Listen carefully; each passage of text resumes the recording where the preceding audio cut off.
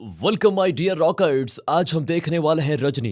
Movie की शुरुआत में हमें अभिजीत नाम के एक आदमी को दिखाया जाता है जो कि अपनी बीवी गौरी के साथ अपने घर जा रहा है। इसी बीच उसे गौरी के भाई नवीन का कॉल आता है। अभिजीत उससे बात कर ही रहा होता है कि तभी वो देखता है उसकी गाड़ी का पेट्रोल खत्म हो गया, इसलिए वो कॉल काट देता है और गाड़ी बीच रास्ते में रुक जाती है। गौरी कहती है कि तुमने तो इसका टैंक फुल करवाया था। हाँ करवाया तो था, लेकिन अब क्या कर सकते हैं। अब वो देखता है कि इस वक्त कोई कार भी अवेलेबल नहीं है। फिर वो कहता है कि मैं एलेक्स को कॉल करके देखता हूँ, क्या पता कुछ हो जाए। लेकिन गौरी मना कर देती है क्योंकि एलेक्स को आने में काफी टाइम लगेगा। तभी वो एक रास्ता निकालता है। फिर अभिजीत पास के पेट्रोल पंप का पता करके वहां से पेट्रोल लाने के लिए जाता है, पर जाने से पहले गौरी से कार का दरवाजा लॉक शीशा ऊपर करके बोलता है। गौरी बिल्कुल ऐसा ही करती है और तभी उसकी आंख लग जाती है। फिर कुछ देर बाद उसकी आंख एक अजीब सी आवाज के कारण खुलती है। ऐसा लग रहा था जैसे कार के छत पर दो लोग लड़ रहे हो। फिर वो कार के विंडशील्ड पर देखती है तो वहां खून बह रहा था, जिसके साथ ये सीन होता है कट। अगले सीन में हमें दिखाया जाता है कि गौरी हॉस्पिटल में है और उसकी हालत काफी ज्यादा खराब है। उसे 3 कॉलेज स्टूडेंट्स यहाँ पर लेकर आए थे।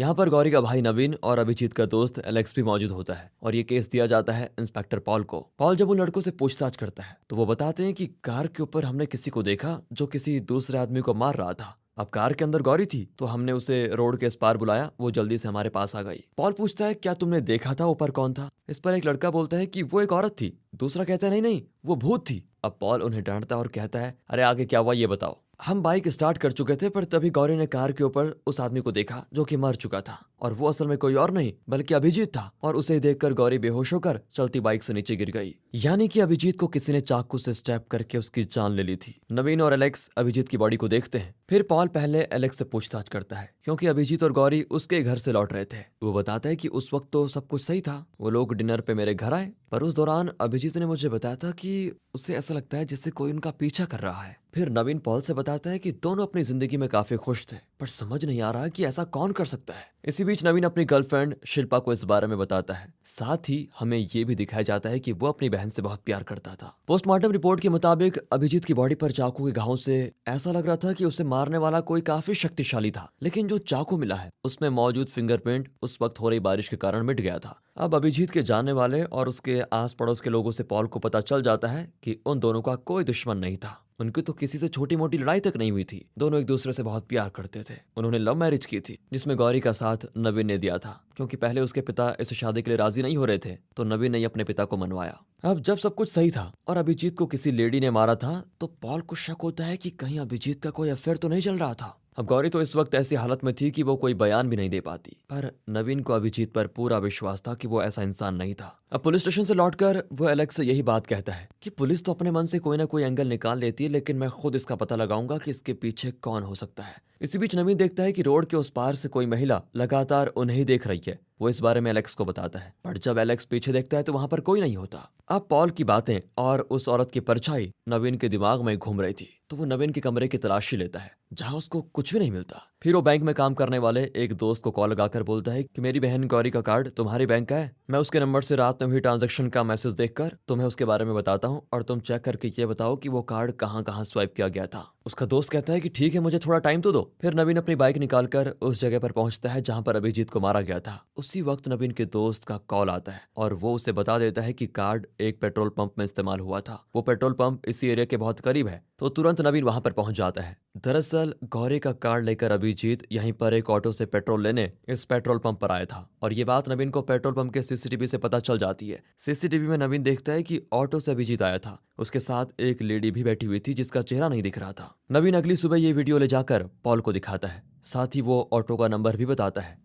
अब चेक करने पर ये ऑटो सेल्वम नाम के एक आदमी का निकलता है, जिसका नाम सुनकर जूनियर ऑफिसर रंगा कहता है कि सर अभी तो मैंने उससे पूछताछ करके छोड़ा था, वो तो कह रहा था कि मैं दिन भर कई सारे लोगों को बैठाता हूँ, मुझे याद नहीं है कि कौन अभिजीत है कौन विवेक। अब उसने पुलिस से झूठ बोला था। पहला शक पुलिस को उसी पर था। पुलिस तुरंत सेल्वन को ढूंढने में लग जाती है। नवीन भी अपनी तरफ से उसे तलाश कर रहा होता है। फिर रात तक आखिरकार पुलिस सेल्वम को पकड़ लेती है, जो कि पुलिस की मार के बाद सच बता ही देता है कि उस रात अभिजीत पेट्रोल लेने के लिए मेरे ऑटो से गया था। पर इसके बाद वो झूठ कहता है कि मैंने अभिजीत और उसकी बीवी को बैठाया, फिर उन्होंने पेट्रोल लिया और फिर मैंने उनको वापस छोड़ दिया। इस पर पॉल उसे गुस्से में कहता है कि चुपचाप सच बता दे, वरना ये डंडा इतनी जोर से पड़ेगा कि तब तक सेल्वन सच बताने के लिए राजी हो जाता है। वो बताना शुरू करता है कि सर वो औरत मुझे न्यू ईयर के दिन मिली थी, उसने मुझसे काफी प्यार से बात की और चेन्नई घुमाने के लिए बोला। मैं बेशक गया और मैंने उसे घुमाने के बहाने एकांत में ऑटो रोककर उसका फायदा उठाना चाहा, पर वो अचानक से गायब हो गई और जब मैं वहां से भागने वाला था तो वो फिर मेरी ऑटो में बैठी हुई थी। काफी देर घुमाने के बाद मैंने उसे एक अपार्टमेंट के पास छोड़ दिया था, जिस दौरान उसने मुझे पैसे भी दिए। मेरा नंबर लेकर बोला कि मैं जब भी तुम्हें बुलाऊं तो तुम्हें आना पड़ेगा। अब वो अच्छे पैसे देती थी तो मैं भी जब वो कॉल करती थी तो उसे पिकअप करने के लिए पहुंच जाता।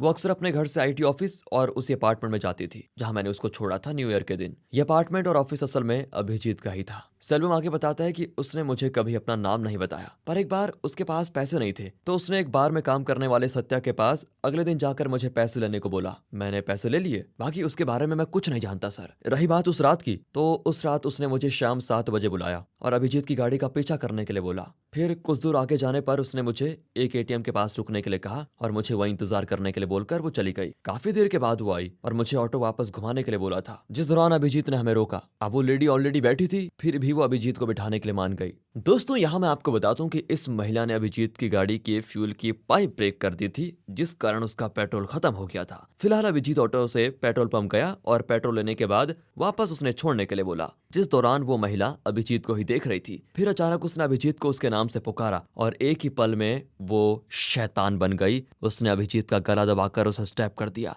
अब ऑटो वाला आगे बताता है, जिस दौरान मैंने अचानक से ब्रेक मारा और अभिजीत बाहर जाकर गिरा। फिर वो महिला भी नीचे उतर गई और मैं तो मौका देखकर भाग गया। उसके बाद ही उसने अभिजीत को मारा होगा और तब से मैंने उस लेडी को ब्लॉक कर दिया है, फिर उससे कभी नहीं मिला। फिलहाल पॉल सेल्वम के जरिए उस महिला का स्केच तैयार करवाता है। इसके बाद यहाँ से सेल्वम को लेकर रंगा उस जगह पर जाता है जहाँ से वो उस महिला को पिकअप करता था। दरअसल ये जगह किसी का घर नहीं बल्कि कोठा है, जहाँ पर रंगा उस औरत का स्केच और अभिजीत की फोटो दिखाकर सभी से पूछता है कि क्या किसी ने इनको यहाँ देखा, तो सभी ना में जवाब देते हैं। अब इसके बाद बारी थी सत्या की, जिसे पुलिस पूछताछ के लिए पकड़ लेकर जाती है। कुछ देर के बाद पॉल नवीन को बुलाकर कहता है कि सत्या उस औरत के कांटेक्ट में तब था जब वो लड़कियों की दलाली करता था, पर शादी होने की वजह से उसने ये सब कुछ छोड़ दिया। बाकी हमने सेल्वम से उस औरत का नंबर लेकर चेक किया तो इन 6 महीनों में उसने ज्यादातर कॉल सेल्वम और अभिजीत को किए हैं। तो सिचुएशन को मानते हुए हमारा ये मानना है कि हो सकता है अभिजीत उस लेडी का कस्टमर था। फिर दोनों के बीच सीरियस रिलेशनशिप शुरू हो गई। फिर किसी बात की वजह से मतभेद हुआ होगा, जिस कारण उसने प्लानिंग करके अभिजीत की जान ले ली। अब क्योंकि गौरी ठीक होकर घर आ गई थी तो बस वही बची थी पूछताछ करने के लिए। अगले दिन पॉल गौरी से पूछताछ करने के लिए आता है, जो अभिजीत के अफेयर की बात सुनकर कहती है कि नहीं नहीं,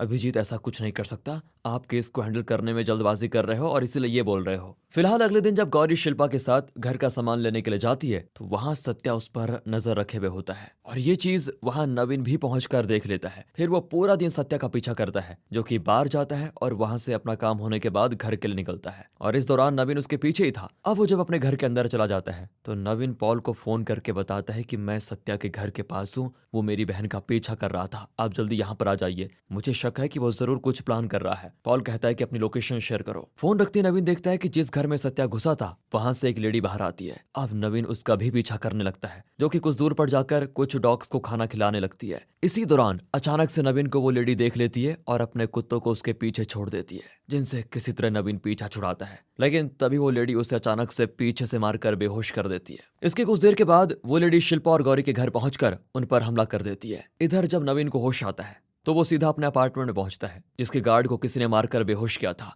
वो उसे जगाकर लाइट चालू करने के लिए बोलता है और खुद सीढ़ियों से ऊपर जाता है, जहां उसे शिल्पा मिलती है, जिसके हाथ पर चोट लगी है। शिल्पा बताती है कि वो लोग गौरी को लेकर चले गए हैं और अब तक लाइट आ चुकी होती है। वो लेडी गौरी को लिफ्ट में लेकर चली जाती है। अब जल्दी से नवीन नीचे पहुंचता है और एक ओमनी वैन को जाते हुए देखकर उसे रोकने की कोशिश करता है, पर कोई फायदा नहीं होता और इस तरह वो लेडी गौरी को अगवा करके लेकर जा चुकी थी। इसके बाद वहां पुलिस आती है और पॉल घायल नवीन से बताता है कि तुम्हारी बताई लोकेशन पर हम पहुंच गए तो हमें सत्या नहीं मिला, वो उस घर में आग लगाकर जा चुका था और इस कारण हमें कोई सबूत नहीं मिला, पर तुम चिंता मत करो, हम गौरी को जल्दी ढूंढ लेंगे। अब पॉल सीसीटीवी कैमरे में चेक करता है तो उसे उस लेडी की फोटो मिल जाती है जिसका नाम मल्लिका होता है। फिर सत्या के साथ काम करने वाला एक लड़का बताता है कि मल्लिका ज्यादातर सत्या के साथ ही रहती थी। फिर पुलिस पता करती है तो मल्लिका भी धंधा करती है। उसे पॉल और बाकी पुलिस वाले हर जगह ढूंढते हैं क्योंकि उसे पिछले 1 हफ्ते से किसी ने नहीं देखा, पर जल्द ही पॉल उसे पकड़ने में कामयाब हो जाता है और वो अपना मुंह बिल्कुल नहीं खोलती। पॉल उसके पकड़े जाने की बात नवीन से बताता है तो नवीन तुरंत पुलिस स्टेशन पहुंच जाता है। वो मल्लिका को देखकर कहता है कि सर, जिसने गौरी को किडनैप किया है और जिसे मैंने देखा वो तो कोई और है। इस पर पॉल कहता है कि तुम अंधेरे में ठीक से नहीं देख पाए होंगे। वो नवीन की बात मानता ही नहीं और उसे जाने के लिए कह देता है। पर नवीन को गौरी की बहुत चिंता होती है, जो न जाने किस हाल में होगी। इसीलिए नवीन सत्या की उसी जले हुए घर की तलाशी लेने के लिए चला जाता है। यहाँ पुलिस ने मल्लिका के मिल जाने से पहले पेपर में एल्बम की बनाई हुई स्केच और सत्या की फोटो निकाली थी, जिस कारण एक डॉक्टर फोन करके पॉल को बता देती है कि ये दोनों एक ही पर्सन है, ये मेरी पेशेंट है, इसका नाम रजनी है। वो बताती है कि असल में रजनी को डिस्फोरिया नाम का एक डिसऑर्डर है, जिसमें एक लड़के को मेंटली और फिजिकली लगता है कि वो लड़की है, और यही प्रॉब्लम रजनी को भी थी। उसे यहाँ मल्लिका लेकर आई थी। काउंसलिंग के बाद हमने उसे पूरी तरह से लड़की में ट्रांसफॉर्म करने का फैसला किया, और अब तो पूरी तरह से फीमेल में बदल चुकी है। सच्चाई जानकर पॉल नवीन को कॉल करके कहता है कि तुम सही कह रहे थे, इन सब के पीछे रजनी का हाथ है और सत्या ही रजनी है। इस पर नवीन बोलता है कि सर, मुझे भी सच पता चल गया है, और किस्मत से मुझे उस जगह का पता चल गया है जहां से रजनी बिलोंग करती है। इसके बाद अगले दिन चेन्नई से दूर एक गांव के थिएटर में नवीन जाता है और उसके मालिक से रजनी के बारे में पूछता है,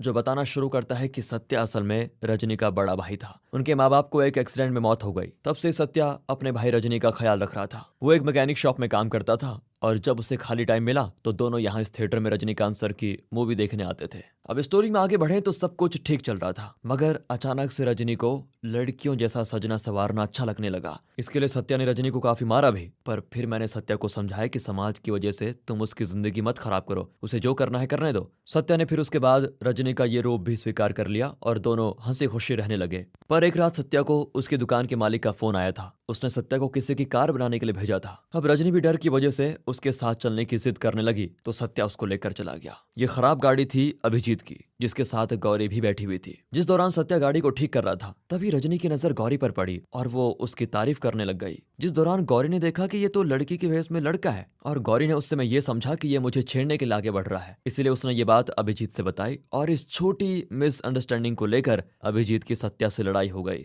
जिसे अभिजीत ने धक्का दिया और रोड पर आ रही ट्रक के कारण सत्या की मौत हो गई। पुलिस स्टेशन में रजनी ने इसका विरोध भी किया और कुछ पुलिस वालों को मारा भी, जिस कारण पुलिस ने उसे लॉकअप में डाल दिया। और रात के वक्त एक पुलिस वाले ने रजनी के सारे कपड़े उतारकर उसे मारने के साथ उसके साथ दुष्कर्म भी किया। इस घटना ने रजनी को पूरी तरह बदल दिया और वो गांव छोड़कर चेन्नई चली गई। फिर कुछ महीने के बाद जब वो लौटी तो उसने थिएटर के मालिक को बताया कि मैंने उन्हें देखा, वो दोनों हंसी खुशी अपनी जिंदगी बिता रहे हैं। और फिर जाकर उसने ये सारा प्लान बनाया और अभिजीत की जान ली। इसमें मल्लिका ने भी उसका साथ दिया। रजनी ने अभी तक गौरी को जिंदा रखा था, क्योंकि वो नवीन और गौरी दोनों को साथ में मारना चाहती थी। अब थिएटर मालिक कहता है कि तुम यहाँ पर जो जानने आए हो वो तुम्हें नहीं पता चलेगा। उस पर नवीन कहता है कि रजनी के लिए सत्या जितना जरूरी था, उतना ही मेरी बहन गौरी मेरे लिए बहुत जरूरी है। मैं उसे ढूंढ कर रहूंगा। अब आज भी रजनीकांत की मूवी यहाँ पर चलाई जानी थी, जिस कारण पब्लिक पागल हो रही थी। उसी में नवीन और रजनी की आंख एक दूसरे से मिल जाती है, और अब नवीन रजनी का पीछा करते हुए एक खंडर सी जगह पर पहुंचता है। वहां पर रजनी ने कमरे में गौरी को बांध कर रखा था। नवीन जैसे गौरी को देखता है, वैसे ही रजनी उसके सर पर वार कर देती है,